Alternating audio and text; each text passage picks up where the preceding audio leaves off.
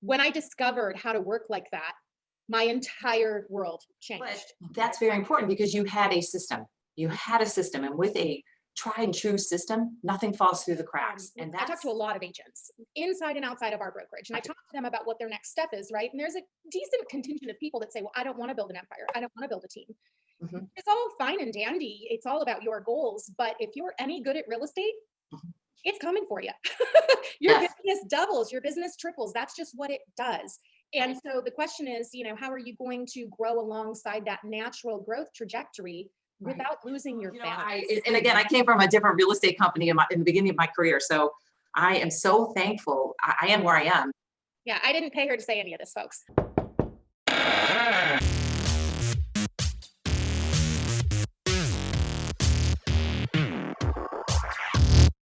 Welcome, everybody. Danielle Hayden here, team leader of Keller Williams Ann Arbor, and I am here today interviewing a very special guest. We have broken from our pattern here. We said, you know what, Martin, go ahead and take a couple weeks off, and I get to sit down with Mary Jo Hahn. Mary Jo, she understands from a bird's eye view what goes on, all the cogs in the operations of the Bouma Group. And so we're going to talk today about the importance of operations. We're going to talk today about what value proposition that gives to sales associates that are coming on board. And what is the value proposition it gives to the rainmaker, to the team leader, the person who is driving that sales force? How does it change their life? Because a lot of agents are single agents and they underestimate the value of A, an admin, and B, an operations staff. So are you Absolutely. ready to dig in, Mary Jo? I am. Let's do it. All right, fantastic. Why don't we start out just giving our viewers a little bit of context about who you are, how long you've been in real estate, how long have you been with the Bouma Group, and kind of what roles have you played? Okay, so I have been in real estate since 2009. I started as an executive assistant for another real estate company.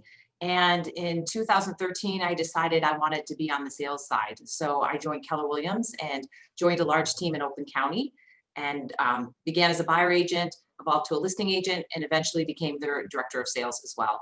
And through that, I got to know Martin and really have always admired his business model from afar. And so when I decided I needed a change, he was the first person I called. And so we've been colleagues and friends for years, and it's been quite an opportunity to be part of the team. So I've been with him since April of 2019. And okay, so I didn't realize it was even that recently because you're such Yes. a staple there. Like every time I need anything, it's like, oh, ask Mary Jo because she knows everything. So this is fantastic. All right, so let's talk about operations. How would you define operations in a real estate sales business? They are the engine that makes everything go.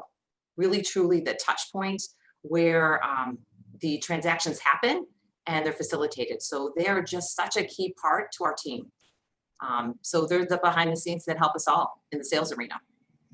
And so when you're sort of looking at the client experience, right? Mhm. You've got lead generation, bringing them in anyways, right? Like wherever they are in the public, you're bringing them into your circle. And then you've got sales, which is converting them to become a client. Mhm. And then you've got service or operations, which is how do we give them such a wow experience so that they not only come back into our funnel and buy and sell again, but they bring five people along with them and thus our business grows. Absolutely.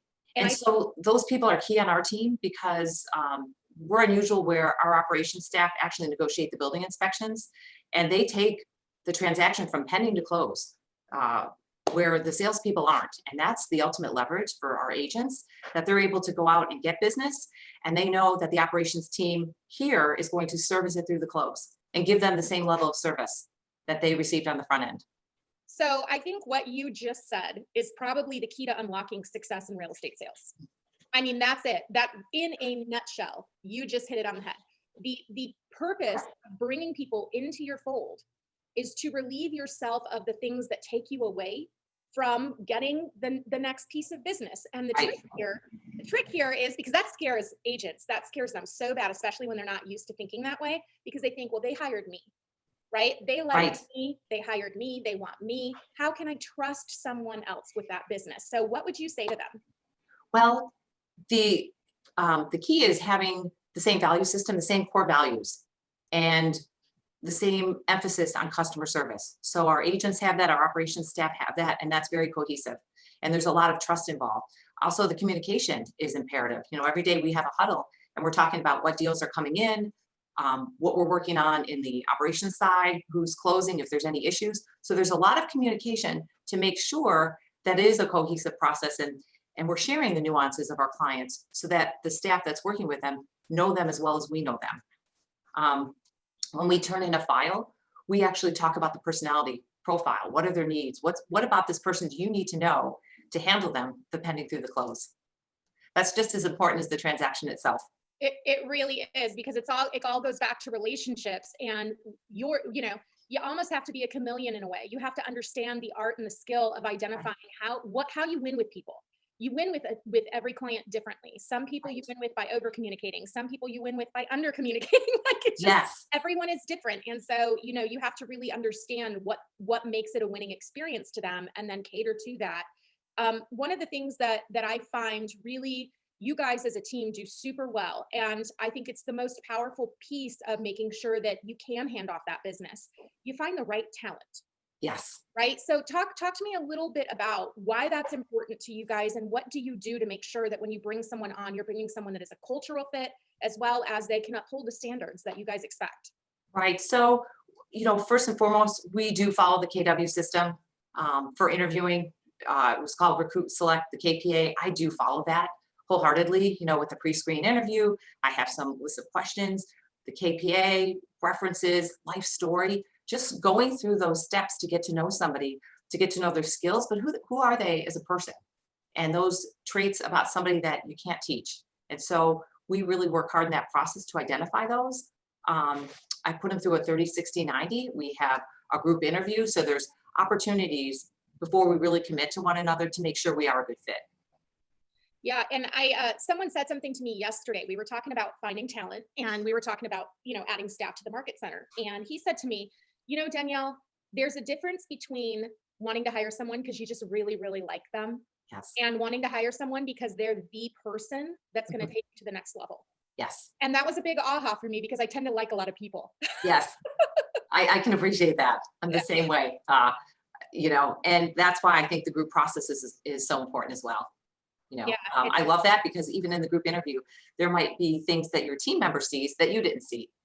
So that collective effort, and also too, it really helps bringing somebody into the group when you involve everybody. Yeah, I think that that lends itself to a better transition for the new employee and the team, period, because everyone feels like at least they've had an opportunity to weigh in on the new person being added to the dynamic. Agreed. Yeah. So, okay. So let's do some specific examples. How would you say operations gives an accelerant to the sales department? Because that's really the reason to add operations, is how can we relieve the service aspect from the sales department so that they can get better at just selling, and operations can get better at servicing, right? Because if you're a jack of all trades, you tend to be spread thin. Correct. And so our model is really truly the salespeople are focused on lead gen, showing homes, and getting under contract. And so that's what their calendar looks like, and then when it goes to the closing, they really are responsible for all the logistical negotiating steps from pending to close. It's pretty simple. There's a pretty specific line where it changes hands. Yeah, and I know you guys are a larger team, right? So this looks different from your first hire to maybe a 3 or 5 person team to a 2-person team. It all looks differently. And there is a model. So for those of you who don't know, The Millionaire Real Estate Agent is a great read.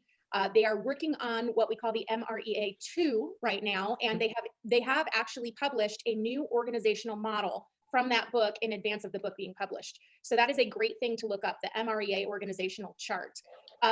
I know when I was what we call a rainmaker, the leader of the sales department on a team, when I was a rainmaker, the way that we structured it was, if it's not on the phone or at an appointment or negotiating a contract, then it falls to the service department at that point. And so I would come in and I'd get on the phone prior to huddle and call all the new expireds and the FSBOs. We would huddle as a team to make sure that we're checking in with each other, that our core values are where they need to be, and that we know what our big rocks are for the day and what support anyone may need. Yes. And then we jump into lead generation. And during that lead generation time, my director of operations was sending out letters to FSBOs, sending postcards to expireds, checking my email, answering my text messages, and even, printing, let's say, listing contracts and preliminary CMAs for the listing appointment I was going to go on, or booking showings for my showing agent or my buyer's agent, and then printing out those MLS tickets so that at 12 o'clock we had lunch. At 12:30 we were handed our packets and we went out the door for the afternoon. Right. And so when I discovered how to work like that, my entire world changed. I was happier. I had more time. My life was more simple, and we serviced better. Yes. I just adored that moment in my real estate career. But that's very important because you had a system. You had a system, and with a tried and true system, nothing falls through the cracks. And that's kind of what my goal is, and really building a scalable system. Because you can service so much business without a system, but to go to the next level, to go from that E to P, you have to have a system in place.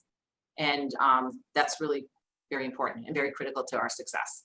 Yeah, and I feel like there's a little element of I talk to a lot of agents inside and outside of our brokerage, and I talk to them about what their next step is, right? And there's a decent contingent of people that say, well, I don't want to build an empire. I don't want to build a team. It's all fine and dandy. It's all about your goals. But if you're any good at real estate, it's coming for you. Your business doubles, your business triples. That's just what it does. And so the question is, how are you going to grow alongside that natural growth trajectory without losing your balance? Right? So I feel like there's a win for the associates and there's also a win for the clients. And I want to wrap up with that thought. What would you say? I mean, the more you specialize, the more focused each position is. What does that do for your customer service? They're getting the best of the best in every level of the experience. They're getting the best of the best. Really, truly, our closing coordinator is outstanding. And so I feel so fortunate that when my deal goes to pending, I tell my clients, you're getting somebody that negotiates contracts every single day. And so she's going to make sure that you're walking away with the most money possible at the close, because she knows what's reasonable, what's not reasonable.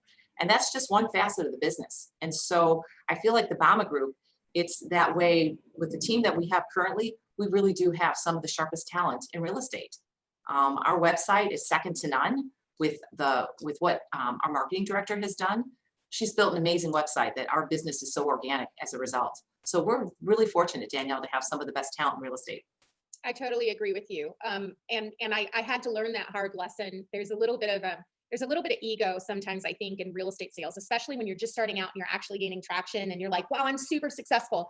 It's really hard to peel pieces of the job away and give them to someone else. That's the hardest step, I think, in a real estate career. And I remember when I hired my showing agent, my coach kept giving me the script. This is what you say to your clients. This is what you say to your clients. And I just kind of faked it till I made it. Right. Reality is, it's true. You're going to go out with someone who shows homes every single day. She sees more homes than I see on a weekly basis, tenfold. She is your expert on what is actually going on in the market. And I know you're in fantastic hands. And the minute I say that to them, they're like, oh, thanks for not showing me houses. I want to go with her. Yes. Yes.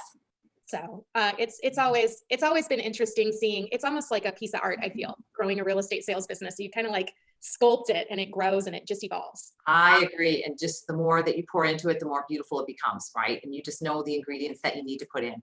Yeah. So last question for you. What would you say to folks about how do you keep culture, together on your team, and how do you hold people highly accountable and still keep it positive? I think setting expectations in the beginning of what's expected, also really pouring into somebody personally. The same way we treat our clients, I want to bring that same level of treatment to our staff and to our operations team and to anybody that works with the Bouma Group. Just really, the Keller Williams system. I know I am a big Keller Williams fan, but it's really God family business and just honoring that, running a business that same way.